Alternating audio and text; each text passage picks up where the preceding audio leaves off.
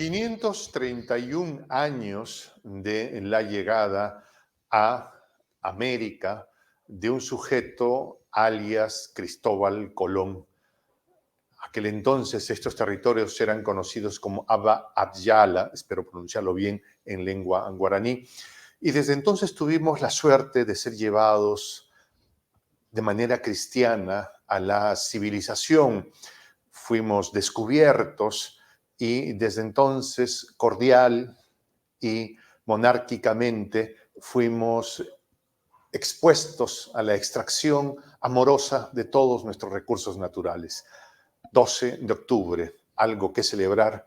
Discúlpame, Ezequiel, esta introducción cínicamente irónica, para comenzar a recordar el 12 de octubre. Nuestro invitado, Ezequiel Vistoletti, visítenlo en su canal de YouTube, Demoliendo Mitos de la Política.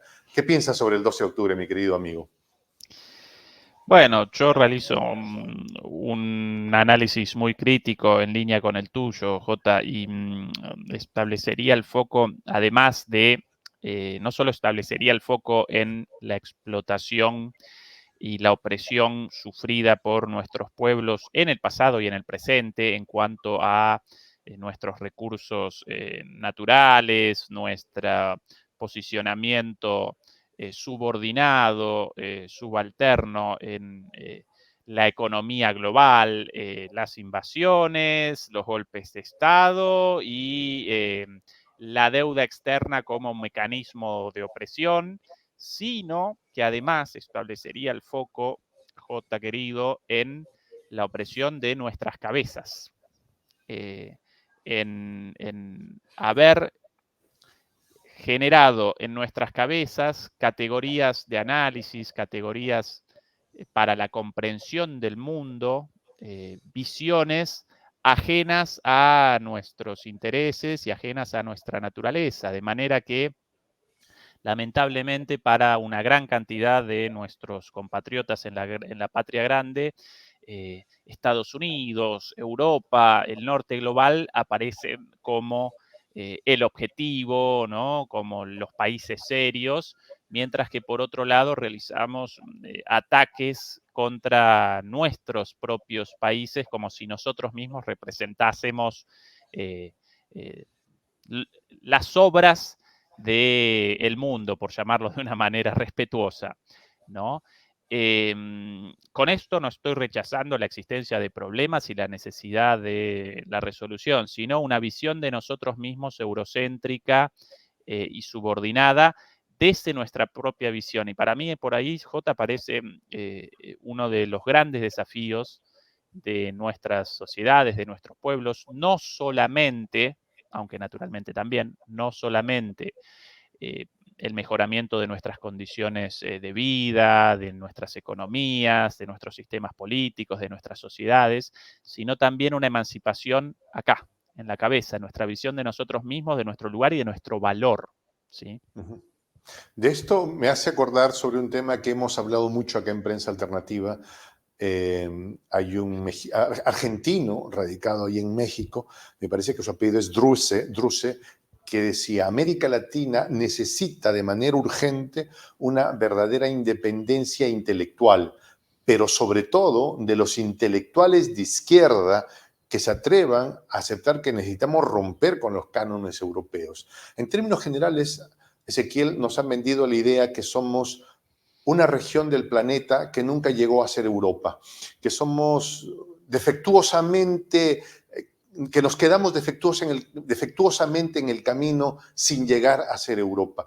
Y aquí pongo casi como anécdota personal, te comparto eso. Hace tiempo hablaba con un querido amigo allá en España, un intelectual de primera línea, y trataba de hacerle entender la mirada de los pueblos de América Latina, y entonces él me hizo referencia, pero mira, me dice, ¿no? Con ese español medio catalán, y me decía, el imperio de los incas era, y yo le digo, para un ratito, ¿cuál imperio? Yo no conozco ningún imperio de los incas. Le digo, imperio, ¿cómo que tú eres peruano? Te referirás al Tahuantinsuyo, le digo, que era una cosa muy distinta al concepto de imperio. Es como que yo te dijera, por ejemplo, ¿no? El Tahuantinsuyo de Castilla y León. Seguramente no lo vas a entender, o los japoneses no creo que me aceptarían el Tahuantinsuyo de Japón. ¿Ya? O sea, el Tahuantinsuyo era una institución distinta, Tawa, cuatro, y el concepto de cuatro es un elemento que define mucho el concepto de la construcción del mundo andino. Pero no me quiero quedar en eso. Necesitamos nuestra independencia intelectual. ¿Cómo avanzar en ese camino? Bueno, vos por ahí referenciabas a Enrique Dussel, un Enrique Dussel. filósofo argentino-mexicano, proveniente de Argentina, pero emigrado durante la dictadura y después nacionalizado mexicano. El papá o el padre, o la madre, la mamá, si lo queremos también en términos eh, más poéticos, de la filosofía latinoamericana, porque hay también una cuestión, a pesar de los muchos muy buenos pensadores y filósofos de nuestra tierra, por lo general todos responden a los cánones del pensamiento, incluso de la filosofía europeos, ¿no? Con Hegel, Kant, Platón, Aristóteles, y todo eso muy valioso, muchas cosas de ahí muy valiosas, pero a menudo carecemos de la capacidad de generar nuestros propios cánones. Y en ese sentido, Dussel y otros pensadores, a partir de los años 60 y 70, comenzaron a presentar algunas ideas interesantes, muy vanguardistas respecto a esto, pero bueno, el pensamiento va acompañando el tiempo político, ¿no? Desde los 80 y los 90, bueno, primero con las dictaduras, después los años 80 y los 90 con el neoliberalismo, en gran medida desactivaron todos estos movimientos intelectuales al calor de la desactivación de los movimientos políticos. Imposible generar categorías de pensamiento eh, transgresoras del orden si en la práctica política, económica, social no estamos realizando una transgresión del orden también, ¿no? La idea de pensadores en los cielos, en vanguardias, eso no responde a la realidad. Respecto, Jota, a la diferenciación tuya entre el imperio español y los pueblos indoamericanos, los pueblos originarios aquí, cuando los españoles comenzaron la conquista, presentaban fuerzas verdaderamente insignificantes respecto a el poderío civilizatorio de nuestros pueblos originarios, no solo por la cantidad de gente, sino incluso en cuestiones técnicas. Y en gran medida, esa concepción muchísimo menos imperialista, muchísimo menos guerrerista de nuestros pueblos determinó finalmente que esos conquistadores pudieran conquistar a civilizaciones mucho más desarrolladas, incluso en lo técnico, en muchos Sabes que ámbitos. sobre lo que Sí, dices, hay algo, y te lo dejo para tu reflexión, ¿no?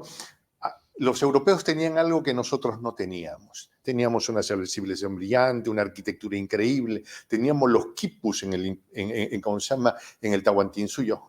Mira que incluso iba a decir imperio, en el Tahuantinsuyo, que tenía álgebra, tenía poesía. Pero ¿sabes qué tenía los europeos que vinieron que nosotros no teníamos? Tenían hambre. Y eso los hizo en muchos casos invencibles, piensan algunos. ¿Qué opinas de eso? sí, de acuerdo. Y junto a eso la pólvora y junto a eso el caballo, utilizados como armas, ¿no? Entonces, frente a pueblos, eh,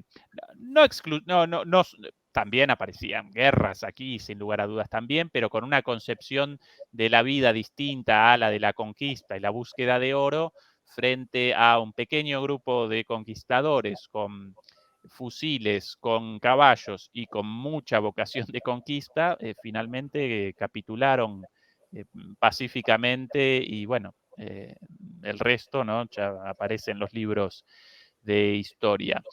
Esa es nuestra historia, J, pero una vez más, la historia representa simplemente una plataforma hacia el futuro, ni Ujú. siquiera hacia el presente, hacia el futuro. Entonces, la historia la vamos generando nosotros día a día, entonces toda esa historia aparece el día de hoy en nuestras luchas políticas resignificadas pero en permanente disputa.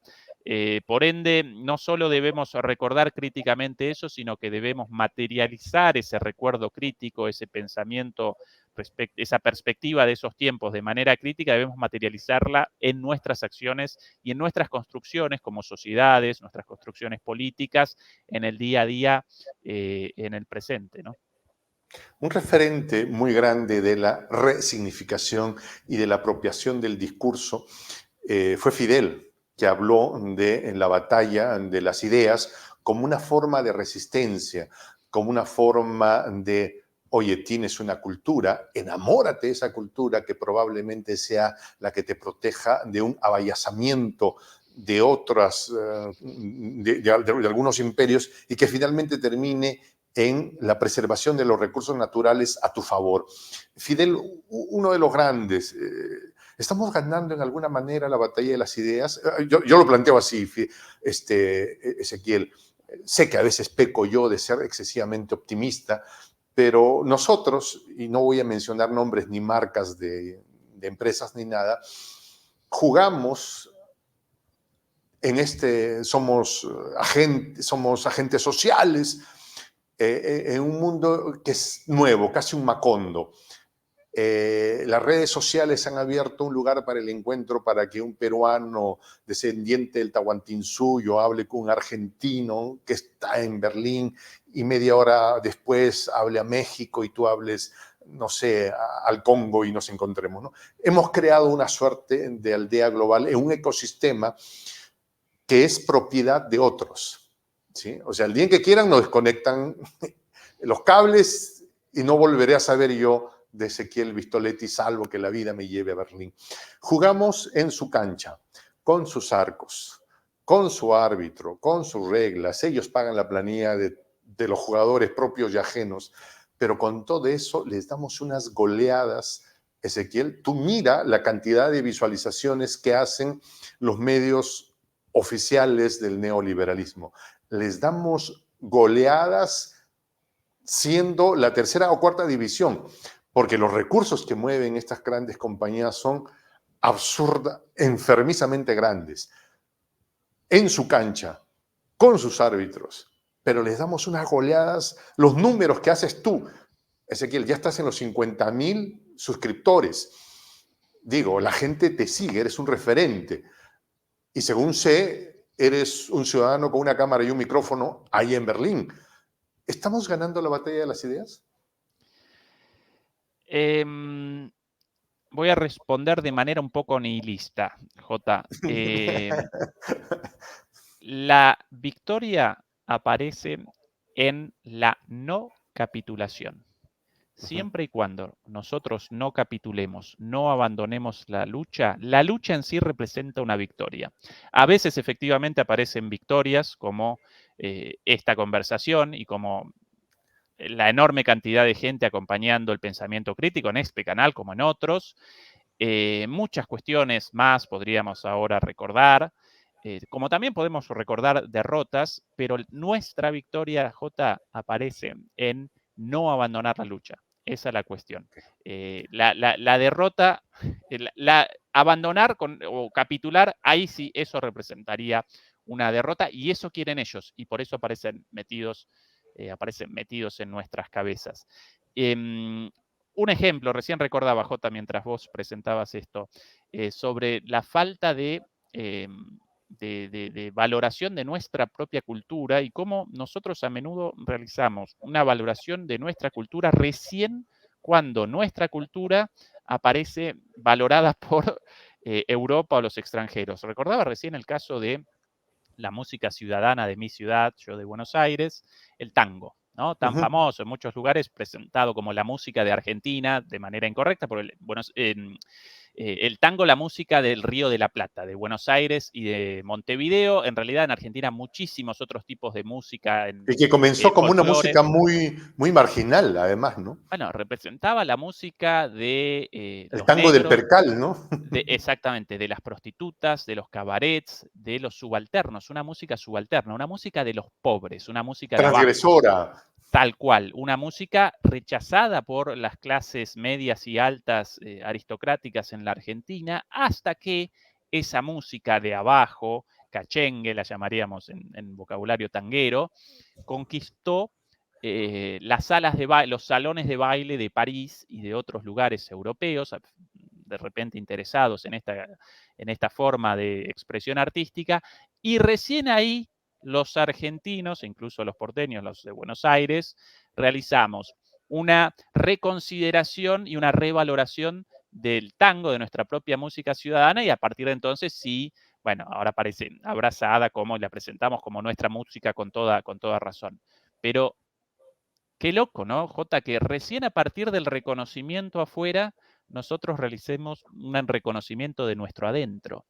Eso aparece en gran medida, sí, en nuestra misión eurocéntrica, importada desde afuera, pero lamentablemente asimilada por todos nosotros y asimilada por todo el mundo, no solamente por los inmigrantes europeos devenidos en latinoamericanos, también una parte sin lugar a dudas de América Latina, sino incluso también en los descendientes de los amerindios, en la población negra, en todos nosotros esas categorías de pensamiento. Por eso ahí acompaño la idea de Dussel de la necesidad de la transgresión de esas estructuras de pensamiento y en nuestro caso, J, como personas con un micrófono adelante, más importante aún porque, bueno, quizás nuestra visión del mundo puede ayudar a un poquito la expansión de las fronteras de pensamiento, de la visión de alguien mirándonos. Entonces, más importante aún en, como recordaba Dussel,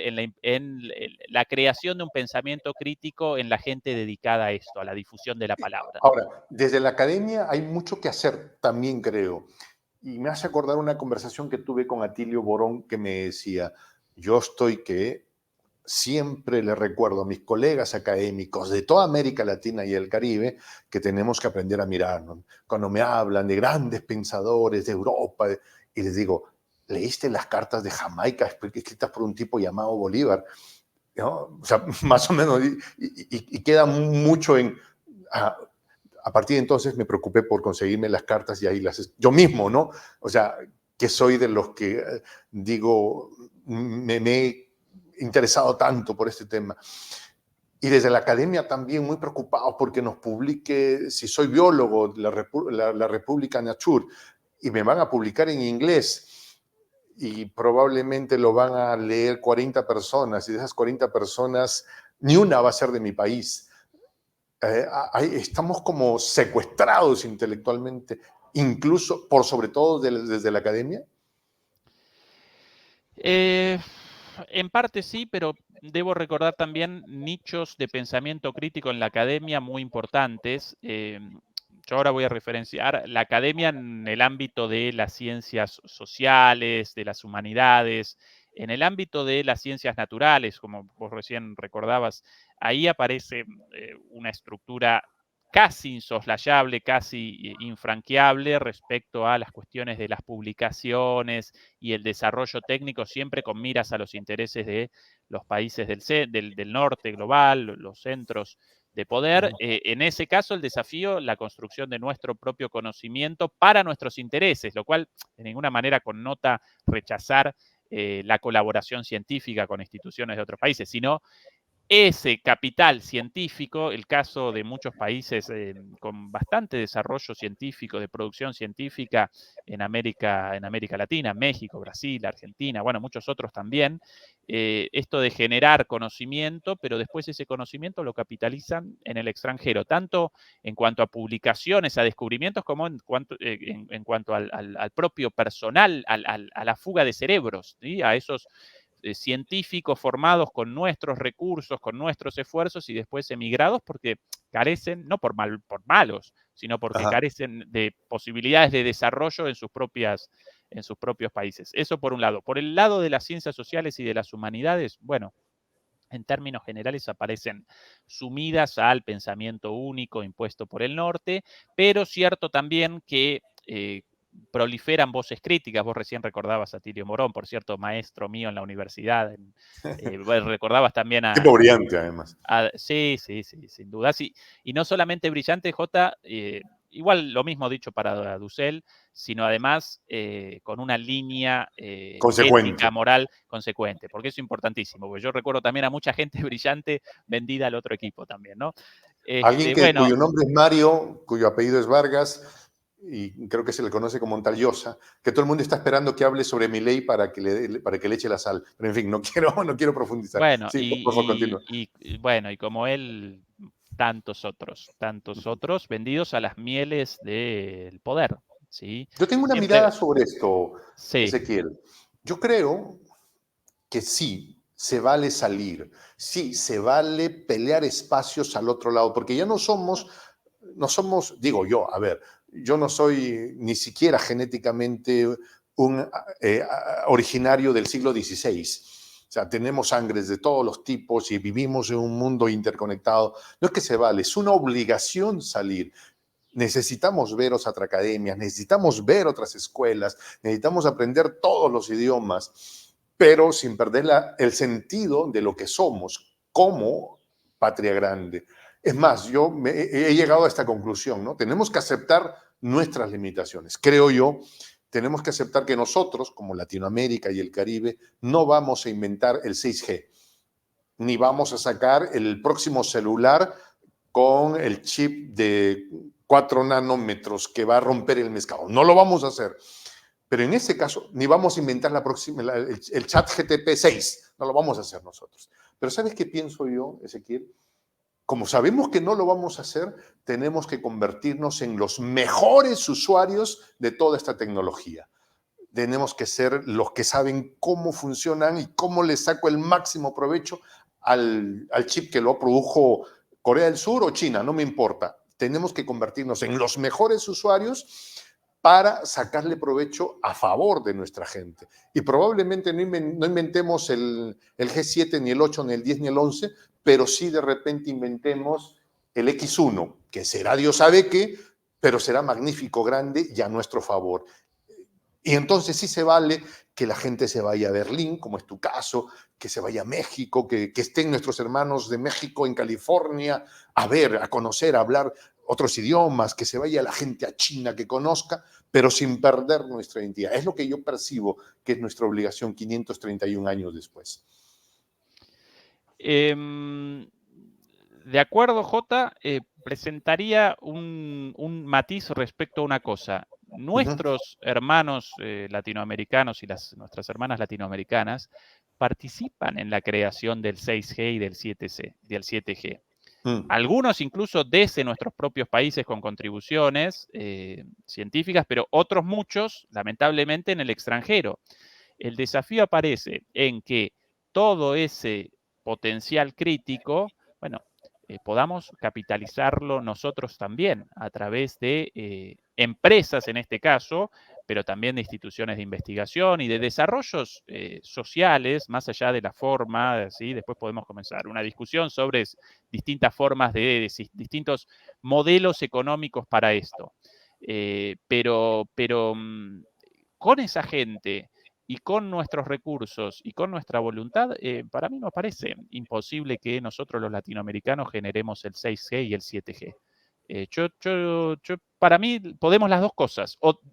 Perdón, rectifico, no podemos, debemos las dos cosas. Okay. Por un lado, aparecer como los mejores usuarios, pero no abandonar nunca el norte de generar el 6G y el 7G latinoamericano. Sí, Pero podemos saltarnos la ola de repente. Ok, tú pero hiciste esto y yo me agarro de lo que mejor hiciste para exacto, hacer pero, yo. y Jota, no lo presento esto como una cuestión romántica, un poquito,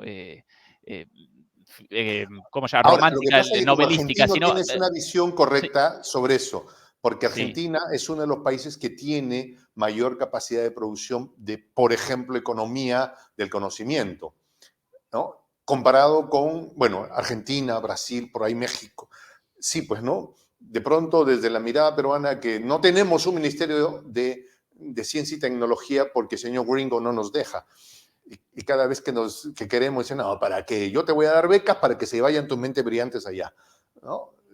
Sí, de pronto hay Bueno, que reconciliar bueno, esas ok, ideas. pero Jota, ¿cuántos hermanos peruanos también participan en Argentina en empresas, incluso empresas de tecnología y realizan su aporte ahí? No, sí, yo estoy de acuerdo con eso. Y no pueden El tema realizar su es, aporte en Perú por falta de oportunidades. Ahora Jota, perdón, recién sí, sí, dale. me abandoné una idea quizás interesante. No presentar esto como una cuestión romántica, sino recordar el caso de los chinos, Jota, los chinos. Los chinos hasta hace 20, 30 años, Jota, los chinos no podían generar la comida suficiente para responder al hambre de su pueblo hace 40 años, Jota, hoy representan una potencia. ¿Y cómo pudieron conquistar ese lugar? Bueno, por un lado, con esta propuesta tuya de nosotros los mejores usuarios de las tecnologías de los otros, ¿sí? Realizaron una apropiación de todo eso, pero Nos tenemos que agarrar de todo lo que hay. nunca abandonaron el objetivo de, bueno, queremos todo lo de todos, pero a la vez vamos generando también lo queremos para nuestro propio desarrollo, nuestros propios objetivos. ¿Sí? Y lo generaron, Jota, lo generaron en 40 años. Hasta hace 40 años China representaba un país con hambrunas. Jota, nosotros Con carecemos de mayor pobreza que Perú. pero claro, presentamos una población súper diversa, con una diversidad de culturas, de gente, una población mayormente pacífica, porque si más allá de algún conflicto aquí o allá, no nos caracterizan las guerras, las barbaridades, conflictos como precisamente hace un ratito realizábamos otra grabación sobre Israel y Palestina, barbaridades así, todos más o menos podemos, con diferencias en nuestra forma de hablar, pero podemos establecer un diálogo, aparece mucho amor entre nosotros, las condiciones aparecen ahí, el cambio debemos realizarlo acá adentro. Esto que Eso dices que determina. América Latina es Ujú. un continente de paz, yo lo reafirmo y somos históricamente un continente de paz, Ezequiel. A ver, yo tengo una lógica que puede ser maniquea, muy saliendo del corazón de la patria grande, ¿no? Vamos, hablo de los incas, que es un tema que a mí me apasiona, ¿no? A ver, los incas fueron la última de las olas migratorias. Se entiende que la gente salió de África, avanzaron las primeras focos civilizatorios importantes en el Éufrates, entre el Tigris y el Éufrates, lo que ahora conocemos como Medio Oriente, y luego fueron avanzando hasta China, cruzaron el estrecho, ¿sí? Pero los últimos que llegaron, digamos, las olas de los nietos, de los nietos, de los nietos, fueron los que llegaron a América del Sur. O sea, fueron los que ya traían el know-how de todos. No es que nos hiciéramos superiores, sino que ya íbamos trayendo la mochila de todos los procesos anteriores. Y cuando llegamos, o nuestros ancestros, tuyos y míos, llegan a estos territorios, encontraron un mundo. Esos sí fueron los verdaderos descubridores, porque había un mundo, había una Amazonía, había todo, pero no habían humanos. Y fueron los primeros en llegar y los primeros en descubrir un mundo. O sea, avanzabas y no habían humanos. Y entonces comenzaron a crearse civilizaciones como Caral, 5.000 años antes de Cristo. Y, genial. Y una de las cosas es que los que vivían en estos territorios no desarrollaron deficientemente el arte de la guerra porque no teníamos necesidad de matar al otro para posesionarme sus territorios. ¿Por qué? Porque no había gente suficiente. Es decir, tú avanzabas y no encontrabas a nadie. Avanzabas y no encontrabas a nadie. Más bien, el objetivo era, ¿cómo me aseguro que el otro que está allá lejos tenga un enclave sostenible para yo tener una alianza con él? O sea, no teníamos tanto, o sea, no éramos como los romanos que tenían que llegar, ocupar, poner legiones y someter a la gente, porque nosotros, para comenzar, ni teníamos esos recursos, no se sabe que hubieran legiones, y éramos un pueblo que tenía que ver al otro que estaba al otro lado y decirle, oye, compadre, vamos a llevarnos bien porque tu supervivencia asegura la mía. No es que fuéramos seres elevados, no. Tu supervivencia asegura la mía, vamos a hacer una contribución. En el Tahuantinsuyo era, yo te doy para que tú luego me des y hacemos una retribución permanente. Eso nos hizo gente que creció. El Tahuantinsuyo tenía una población de 12 millones de habitantes, más o menos. Castilla y León no llegaban a los 500.000 habitantes. Pero no habíamos desarrollado el arte de la guerra, para bien o para mal. Claro que hubo, o sea, Pachacute cuando no lo entendieron a buena hizo maquinguayo en mi tierra, maquinguayos, manos cortadas, les cortó las manos a todos los hombres, desde los grandes a los recién nacidos y a las mujeres las deportó a otros. O sea, sí, hubieron barbaridades, pero eran cosmovisiones distintas. Entonces, somos un territorio de paz originariamente, es lo que yo pienso. Y creo que es algo que fundamentalmente tenemos que aprovechar en estos momentos en el que el mundo anda en esta vorágine bélica y de desenfreno, en esta sangría, no solo de ideología, sino de la maldad. No sé, es un punto de vista que yo tengo. ¿Qué opinas? De acuerdo con que presenciamos un momento histórico único y un momento histórico en el cual todas esas potencialidades naturales como humanas y esas cosmovisiones distintas, por cierto, solo como nota al pie, estamos realizando una discusión sobre nuestras posibilidades de desarrollo como América Latina y aún dentro de esta visión crítica nuestra, aparecemos dentro de la visión del desarrollo impuesta por el norte global, la visión del crecimiento económico, la visión del desarrollo técnico, cuando precisamente en el mundo aparece cada vez más clara la contradicción entre esa visión moderna del desarrollo, de la urbanización, de la industrialización, y los límites propios de nuestro mundo. Y cuando muchas de nuestras civilizaciones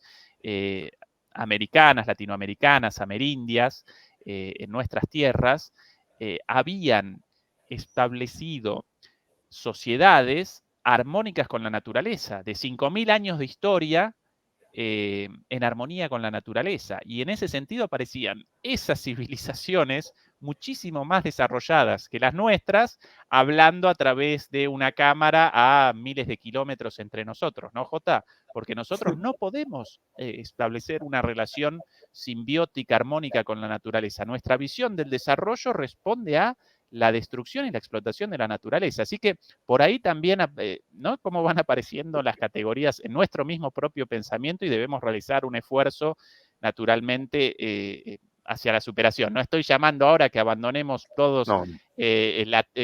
¿no? El agua corriente y la electricidad y vayamos a corretear desnudos por la Amazonía, no, pero sí a realizar una problematización de esto también.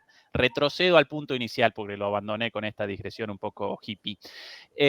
Bueno, presenciamos un tiempo histórico único en cuanto a la reconfiguración del orden mundial. Y en ese tiempo histórico, todas nuestras potencialidades, J, parecen más relevantes que nunca para nosotros, pero cuidado porque también para los de afuera.